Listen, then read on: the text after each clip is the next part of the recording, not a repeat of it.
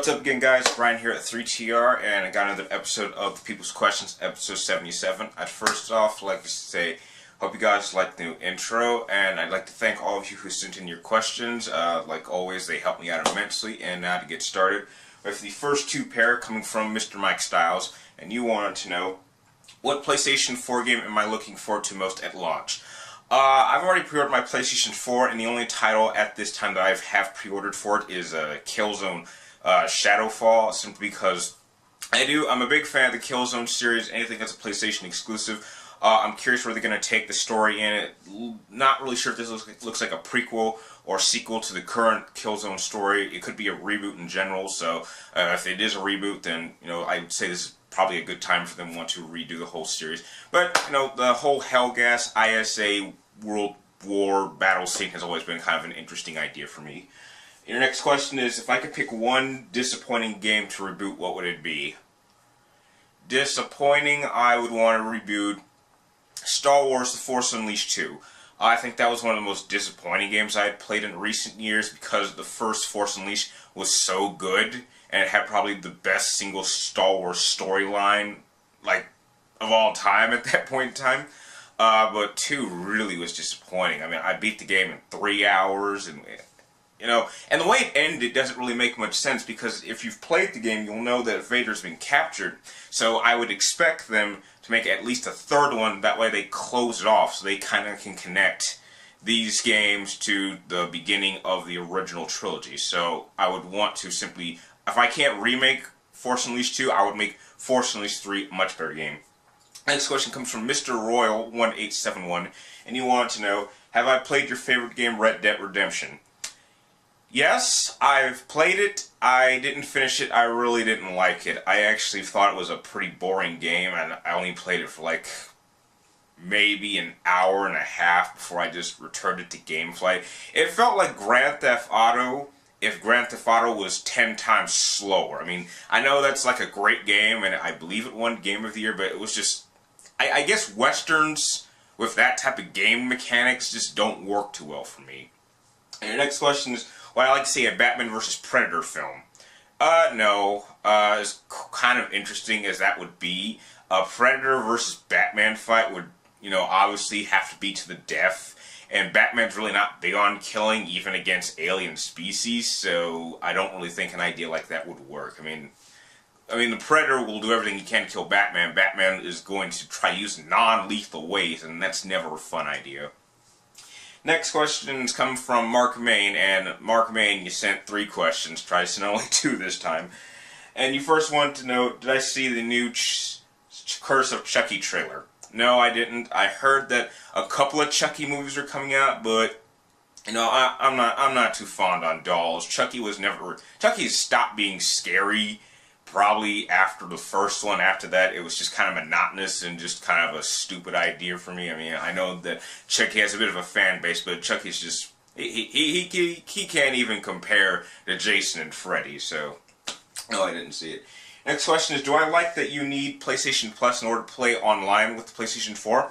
I actually don't mind, because I'm already a PlayStation Plus member, and I've been a member probably since they started it, so the fact that I need to be a PlayStation Plus member really doesn't compute with me, because I'll be playing online anyway, because I'm already a PlayStation Plus member. So, and it's a great deal. If you don't already have it, please, it's well worth the 1-year admission for sure.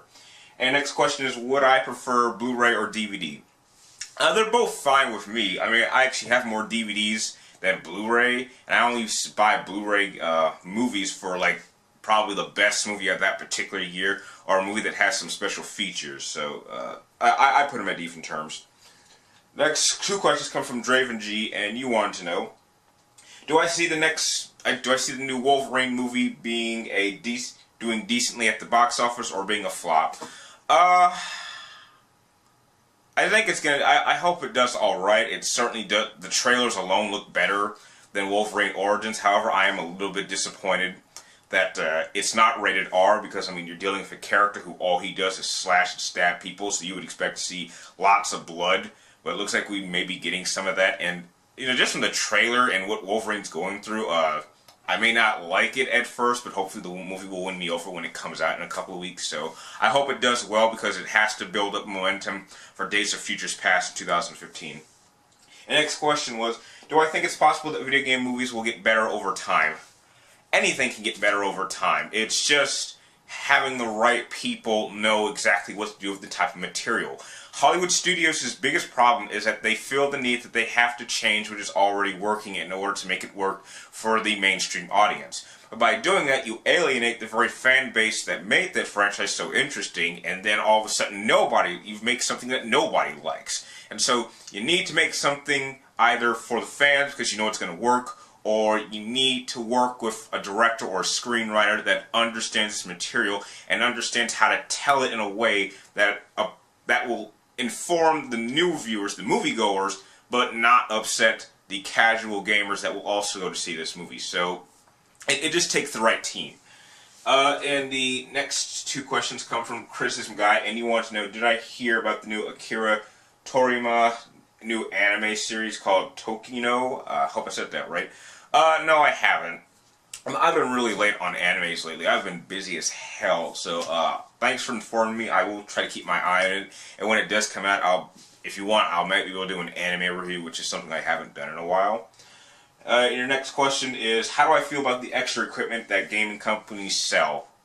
And depending on the equipment and depending on what it's being used for, we'll judge whether it's a good idea or not. Like maybe some headsets, maybe some controller ports. Like I know that for my controllers, I add these little triggers, so little things like that. Just little accessories can make a gaming experience better, but not everything is 100% workable.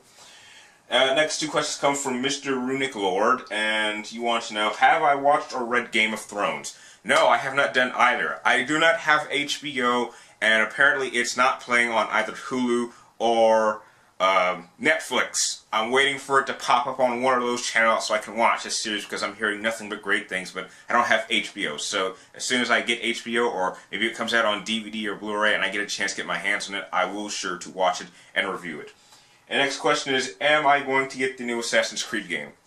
You know, if you saw my Assassin's Creed 3 review, I actually stated that Assassin's Creed 3 would probably be the last game I would play in the series, unless they made a game that was strictly around the whole naval battle gameplay, which apparently that's what they're doing, so yes, I will be getting it. Unfortunately, it looks like the collector's edition I want to get is only going to be available in Europe, so I'm a little bit disappointed with that, but yes, I am going to get it. And the last two questions come from Galen429, and you want to know, who do I think should be the next James Bond?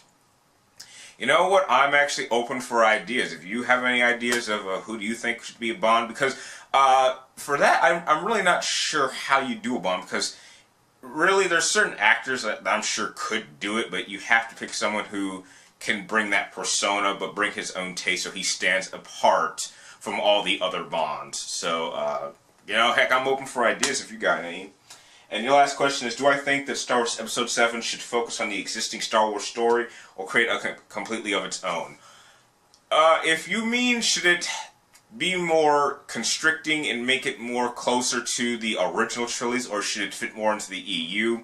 I hope they find a good balance of both. From what I've heard from a number of sources and news articles, they are changing a number of things. They're having it focus on the new characters, and the old characters just there to kind of do a send-off. But I hope it doesn't have the slow-paced, childish feeling that the original trilogies had, because if there's one thing that I would absolutely say that the prequels did superior to the originals, is it felt more adult.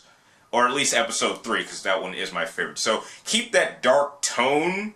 Definitely give us some badass lightsaber fights.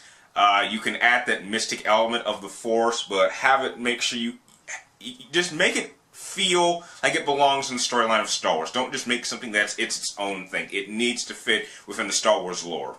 And with that, that's all the questions I received this week. I'd like to thank all of you again once again for sending me in your questions. They help me out. And if you like this video, please like, comment down below, and please subscribe to check me in my future videos. You can also follow me on Twitter or friend me on Facebook, and the description down below. And like always, thank you guys for watching, and I will see you next time.